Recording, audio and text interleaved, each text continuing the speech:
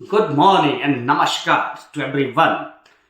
All my students and teachers. जो भी लोग इस मेरी वीडियो को देखेंगे तमाम लोगों को मेरी तरफ से प्यार भरी नमस्कार। आज मैं एक बहुत ही इंपॉर्टेंट टॉपिक पे बात करने आया हूं। प्यारे बच्चों, जैसा कि आप जानते हैं आजकल एक ट्रेंड चला हुआ है कि अक्सर बच्चों के दिमाग में रहता है कि हम घर से भाग जाएंगे और अपनी मर्जी से जो है वो शादी कर लेंगे कोर्ट में जाके। शादी आप अपनी मर्जी से कर सकते हैं, there is no doubt. First thing is clear. But आप सोचेंगे कि हम सीधा घर से भागेंगे और मैजिस्ट्रेट की कोर्ट में पेश होकर without the consent of society और एनी अदर पर्सन और एनी रिट्यूल्स, किसी रस्म रिवाज के बगैर आप वहां चले जाएंगे और आपकी शादी हो जाएगी। ऐसा मुमकिन नहीं है। ये वीडियो मैं एजुकेशन पर्पज के लिए बना रहा हूं। This is not for legal purpose but only to awaring the students, teenagers, खासकर जो हमारे टीनेजर्स हैं जिनको लगा रहता है कि अभी हमने शादी करनी है और वो करनी कैसे है कि ना माँ को बताना है ना बाप को बताना है और अपनी मर्जी से जो है वो कोर्ट में जाके शादी कर लेनी है और कोर्ट में शादी होती है। ऐसा कोई भी प्रोविजन नहीं है कि आप डायरेक्टली उठ के जाएंगे और मैजिस्ट्रेट के सामने पेश हो जाएंगे, बोलेंगे जनाब हमारी शादी करवा दो। एक जो हिंदू मैरिज होता है, there are two types of marriages, marriage act, Hindu marriage act and special marriage act. Hindu marriage act जो है वो अलग है और स्पेशल मैरिज एक्ट जो अलग है। हिंदू मैरिज एक्ट 1955 है एंड स्पेशल मैरिज एक्ट 1954 है। हिंदू मैरिज एक्ट के तहत होता क्या है, Hindu marriages may be solemnized in accordance with the customary rites and ceremonies either parties. किसी भी पार्टी जो है, चाहे लड़के वाले हैं चाहे लड़की वाले हैं, उनके जो रस्म रिवाज होंगे उसके अनुसार शादियां होती हैं। Such rites and rituals include Saptapati. सबसे पहला है सप्तपति होती है। Saptapati mean taking 7 steps by bridegroom and bride jointly around the sacred fire। आग के चारों तरफ जो है वो फेरे लगाए जाते हैं, 7 फेरे। The marriage become complete and binding when the 7 steps is taken. तो जब समाज के सामने वो 7 फेरे लिए जाते हैं तो वो हिंदू मैरिज जो है वो कंप्लीट मानी जाती है। या फिर आप किसी भी मजहब को धारण करते हैं या इन बिटवीन रिलीजन आपने शादी करनी है तो आप स्पेशल मैरिज एक्ट के तहत जो है वो शादी कर सकते हैं। बट उसके लिए प्रोविजन है कि आपकी शादी कोर्ट में नहीं होगी या मैजिस्ट्रेट के सामने नहीं होगी। उसके लिए आपने किसी न किसी धर्म के जो रस्म रिवाज के अनुसार शादी करके कोर्ट में जाना है मैरिज रजिस्टर करने के लिए। For registration of your marriage there is 30 days time. आप अप्लाई करेंगे मैजिस्ट्रेट साहब के पास और वहां से जो है वो प्रॉपर नोटिफिकेशन निकालेंगे। If anybody have objection regarding this marriage, A person is marrying B, a boy is marrying B girl.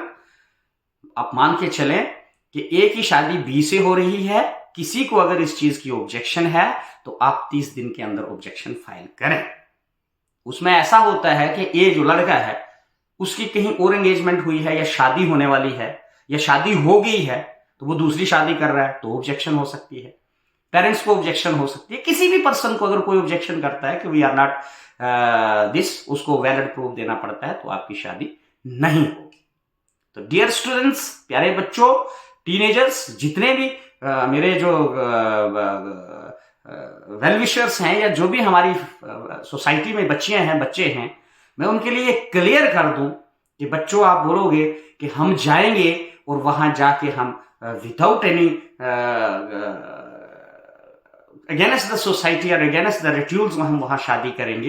It's not possible. Every law, कोई भी ऐसा कानून नहीं है कि जो हमारे कस्टमरली राइट्स को जो है वो चेंज कर दे, सप्तपति को चेंज कर दे, हमारे जितने भी ग्रंथ हैं उनको चेंज कर दे, हमारी गीता में 700 श्लोक हैं उनको चेंज कर दे। ऐसा अभी तक पॉसिबल नहीं है। हर एक इंसान जो कानून बनता है, कानून बनाने वाले इंसान ही होते हैं।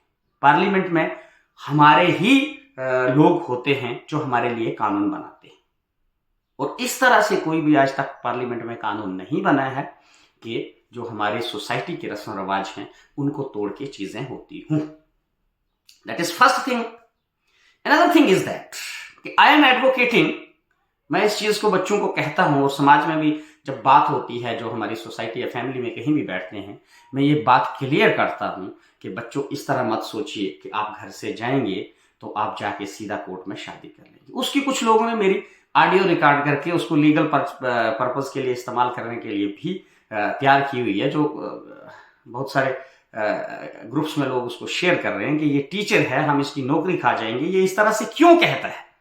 But I am saying the things, मैं जिम्मेवारी से कह रहा हूं, ये सुबह सुबह का समय है, मैं जिम्मेवारी से कह रहा हूं कि हिंदू मैरिज एक्ट जो है उसकी सेक्शन 7 है, इट क्लियरली रिवील्स, उसमें साफ साफ लिखा हुआ है कि चाहे वो लड़की वाले अपने रस्म रिवाज से शादी करें, चाहे लड़के वाले करें, लेकिन जो उनका रस्म रिवाज है अकॉर्डिंग टू दैट राइट्स जो है वो शादी होती है। तो इस तरह से कुछ दो हमारे रिलेटिव बच्चे हैं जो इस चीज से अनाइड होकर उन्होंने क्या किया है, ऑनरेबल कोर्ट में हमारे खिलाफ जो है वो रिट भी लगाई, एक क्रिमिनल केस बनाया हुआ है कि हम लोग भाई बच्चों को इस तरह से क्यों रोकते हैं। तो उन्होंने अपने जो फर्स्ट पैरा है उसमें क्लियर लिखा हुआ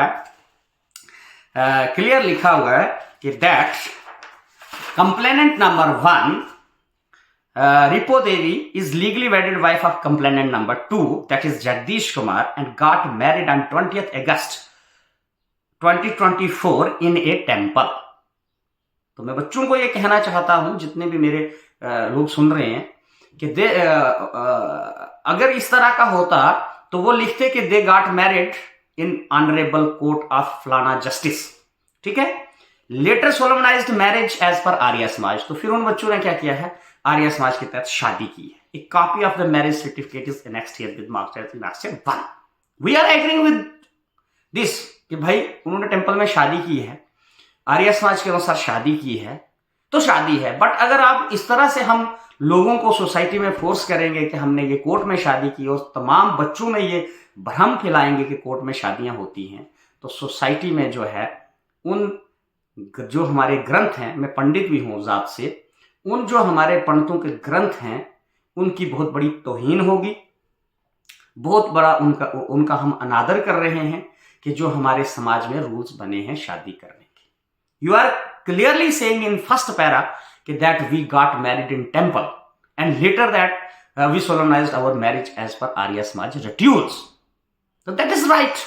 तो उसके नीचे उन्होंने जो कहानी बिल्ड की है वो इस तरह की कहानी बिल्ड की है कि लड़की का फादर भी जो क्रिमिनल है, जगदीश कुमार टीचर क्रिमिनल है, उसके साथ साथ जितने हैं 18 बंदे जो हैं वो क्रिमिनल्स। पर मैं बच्चों से ये कहना चाहूंगा कि जो है जितने भी कोर्ट केसेस होते हैं, everyone respect the courts and everyone is equal before the eyes of law, and I am also law abiding person respecting this. Everyone respects. But when you build a case on the basis of the false grounds, that is the matter of challenge. वहां वो चीज challenge हो जाती है, वहां जो सच है वो सामने आता है। बस फर्क इतना होता है कि जो पार्टी केस कर रही है उसके भी पैसे लगते हैं, और जो केस को डिफेंड करते हैं दे हैव आल्सो पे द कोर्ट फीस देयर। तो उस वजह से जो है पेरेंट्स डर के कहते हैं कि भाई नहीं ठीक होगा, मे बी ये कोर्ट मैरिज ही होगी। लेकिन ऐसा नहीं है। समाज में हम लोगों ने जो है अच्छा प्रचार करना है, अपना जो हमारा धर्म है, जो हमारे धर्म ग्रंथ हैं उनकी रिस्पेक्ट करनी है। हमारे ग्रंथों में जो है माँ बाप को, भगवान के बाद माँ बाप को बड़ा दर्जा दिया जाता है। हम कोई भी अपना कार्य जो है उसको सिद्ध नहीं कर सकते हैं जब तक हमारे पेरेंट्स जो हैं वो हमारे साथ नहीं हो या हमें साथ नहीं। हमारा कोई भी तीर्थ यात्रा जो है वो मुकम्मल नहीं होती। तो अभी तक जो है I being a teacher, now I am approaching 40 साल का मैं हो रहा हूं। तो मेरा ये मानना है कि मेरी अपनी भी 2 बच्चियां हैं, बच्चा भी है, और मेरी सिस्टर्स की बच्चियां हैं। I have 3 sisters also. तो मैं कम से कम अपने जो मेरे वेल विशर्स हैं उनसे ये कहना चाहता हूं कि हमारे जो धर्म ग्रंथ हैं दैट इज पूजनीय हैं, अबवाल हैं, और कभी भी दिल में ऐसा फतूर नहीं पालिए कि माँ बाप, अपने रिश्तेदार, जितने भी मामे ताए चाचे जो हैं, वो हमारा बुरा सोच सकते हैं। हमें जो भी वो कहते हैं वो हमारे भले के लिए कहते हैं। और अगर माँ बाप, हमारे ग्रंथ, हमारे धर्म स्थल जो हैं, इनकी मान्यता खत्म हो जाएगी तो फिर इंसानियत की जो तहजीब व तमद्दन है और जो डिसिप्लिन हमारा है, जो संस्कार हमारे बुजुर्गों से चलते आ रहे हैं, वो खत्म हो जाए।